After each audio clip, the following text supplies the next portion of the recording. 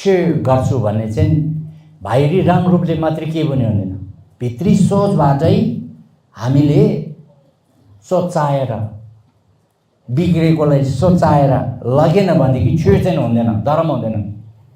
बोट भाषामा छे भन्छौँ नि, छे भनेको अर्थ के? कुलसिक भन्छौँ हामी, छे भन्छौँ कि बहुवचनहरू छे सचिएको कुलसिक।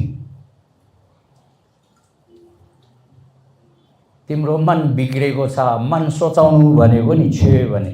मन बिग्रेको भन्दाखेरि के? रिस, लोभ, डाह, घमण्डले बिग्रेको हो नि हाम्रो मन, त्यो सोचाउने छे हो नि।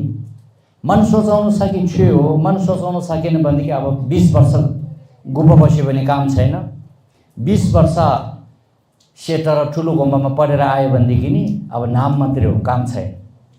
त्यस कारणले हामी बुद्धको चेला, नाङ्बा भन्छौँ नि, बुद्धिस्ट। नाङ्बा भन्दाखेरि इनसाइडर, सोच विचारलाई राम्रो गर्ने, त्यसलाई हामी नाङ्बा भन्छौँ। बाहिर बाल लामो पाल्ने, यता खरानी ढाल्ने, बाहिर देखावटी हाम्रो काम होइन। हाम्रो चाहिँ भित्र मनलाई पखाल्ने हो छेउ गरेर। त्यस कारणले हामीले के चाहिँ हो, सबभन्दा पहिले हलामा कुन्जोला तेपाताङ मेपा भन्छ, गुरु त्रिरत्नप्रति श्रद्धा हुनु पर्यो, विश्वास हुनु पर्यो।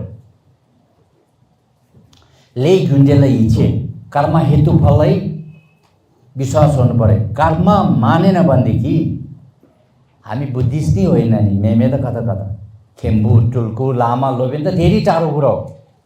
कर्ममा विश्वास गरेन भनेदेखि है बुद्धिस्ट नै भएन नि। बुद्धिस्ट नभएपछि कहाँको खेम्बु र कहाँको टुल्कु हुन्छ नि, हुँदै हुँदैन। बुद्धिस्ट त भएन, खेम्बु कहाँबाट हो नि। त्यस कारण कर्ममा विश्वास हुनु पर्यो।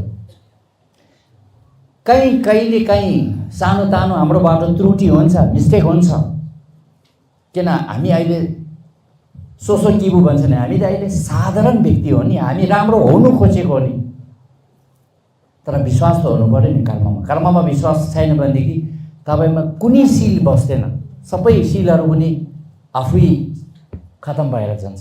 ले गुन्डेलाई इच्छे मेन। त्यस कारणले कर्ममा विश्वास हुनु पर्यो।